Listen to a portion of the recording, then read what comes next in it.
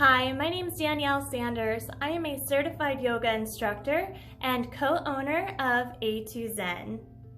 Welcome and thank you so much for listening today. This is going to be our discussion on the root chakra. I just uploaded a video of different yoga poses that you can do for your root chakra health, and this will be the discussion side. I wanted it to be separate, that way you can revisit the yoga side as many times as you want without having to listen to this discussion prior. So feel free to visit that yoga side after we have this discussion or before, whatever works best for you. So, our root chakra is located at the base of the spine, the pelvic floor, and the bottom three vertebrae, the first three vertebrae. So this root chakra is responsible for our sense of safety and security on this earthly journey. This is the first of the chakras in our body, and balancing this root chakra is going to create that solid foundation to move up the chakras. The root chakra is whatever grounds you into stability in your life. This is going to include your basic needs like food, water, shelter, and also the emotional basic needs like your love and affection that you get from your family and friends. So at the emotional level, if you have a blocked root chakra, you may experience excessive negativity, eating disorders, greed, illusion, or excessive feelings of insecurity. For a person who has this imbalance, they may have a really hard time feeling safe in their current world and feel like everything's a potential risk. So a lot of anxiety.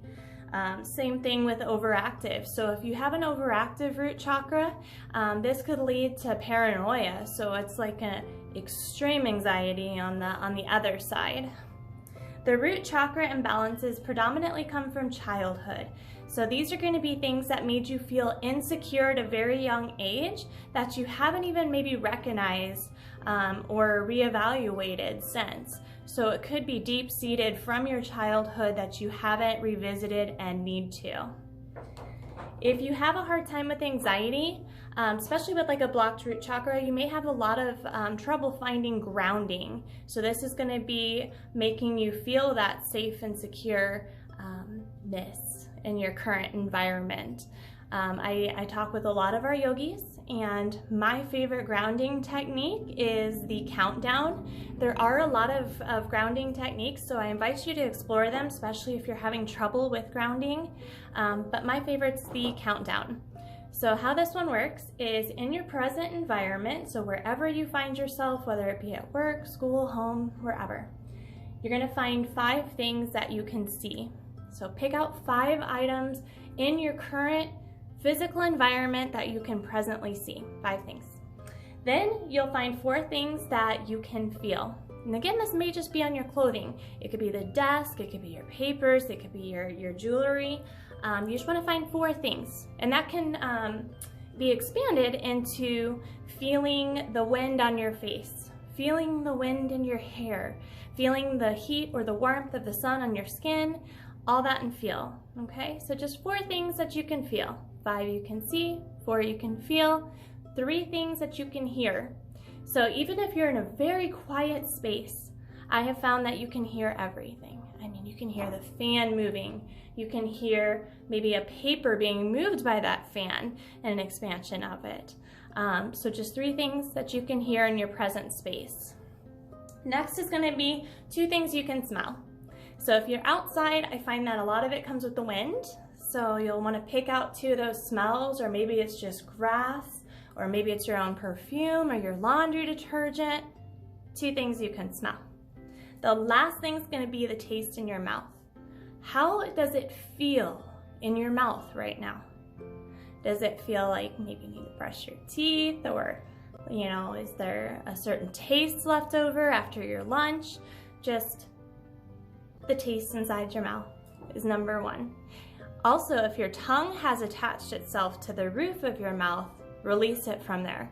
A lot of times when we have anxiety, we tend to glue our tongue to the roof of our mouth, and it actually increases our anxiety because it's blocking the airflow. It feels swollen or large in the mouth. So you want to make sure that you acknowledge that and remove it because it doesn't need to be there. Okay, what other items for that root chakra health? My next item is mantras. Mantras are wonderful affirmations that remind you of your power. So it's a great thing to say to yourself. They're quick, they're easy to remember, and it's a great way to keep that confidence and keep that awareness on who you are. So my mantra that I have written down for the root chakra is, I am strong, supported, and abundant.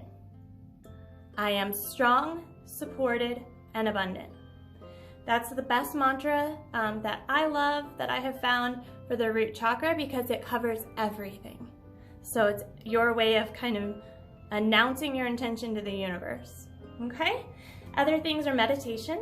Meditation, meditation, meditation. It does wonderful things for everyone. You don't even know in what ways your life is going to be enhanced through meditation. Taking that time, separating yourself, even 15 minutes. There are wonderful guided meditations on YouTube. We will offer them as well with a restorative yoga included kind of in it. So it'll be a hybrid yoga with the meditation side as well. So be looking for that. It'll be fun. Next are the essential oils, colors, and yoga. So essential oils that are good for grounding are going to be your frankincense, your earthy oils. So patchouli, anise star, cedarwood, fir.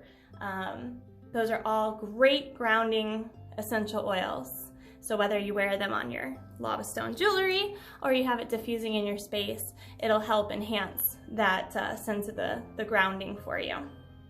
Last thing is color. So wearing those colors that remind you of the chakra.